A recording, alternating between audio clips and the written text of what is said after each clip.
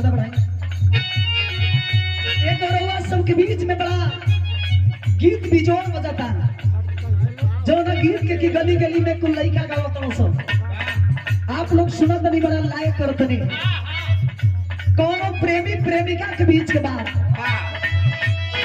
कैसे कोनो प्रेमी अपने प्रेमिका से कहता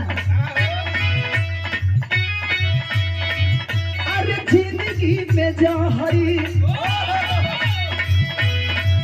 अरे जिंदगी में जहर घोरे लुए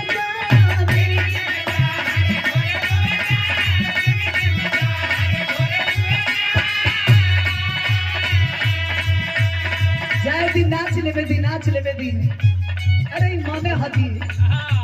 कब का हो जाई कोई जानत नहीं खे। आई देखी यहाँ के ना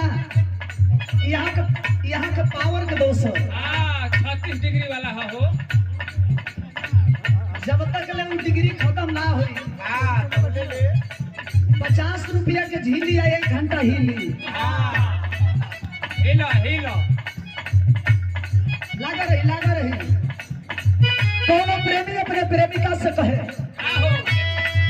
अरे जिंदगी में जहरी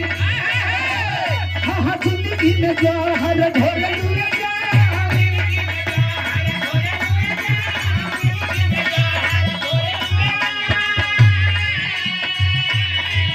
अरे जिंदगी में जहर घोरे लुए तो अपना जन्मा के हई दिलवा काहे तोड़ लुए जान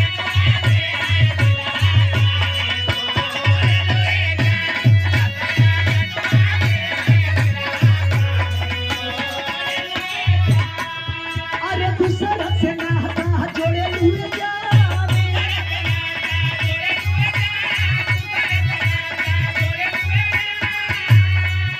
अरे दूसरा से नाता जोड़े लुए जान अपना जन्मा के हई दिलवा काहे तोड़ लुए जान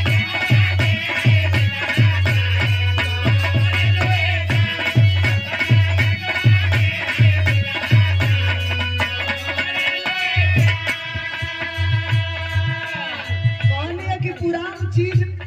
पंखे पड़ेला मास्टर लेकिन नया नया जौन आवत हो के आप लोग लाए करत नहीं ना सुनवैया दोस्त ना कवैया दोस्त ना लिखवैया दोस्त एगो औरी रवा सबके बीच में गीत बजाता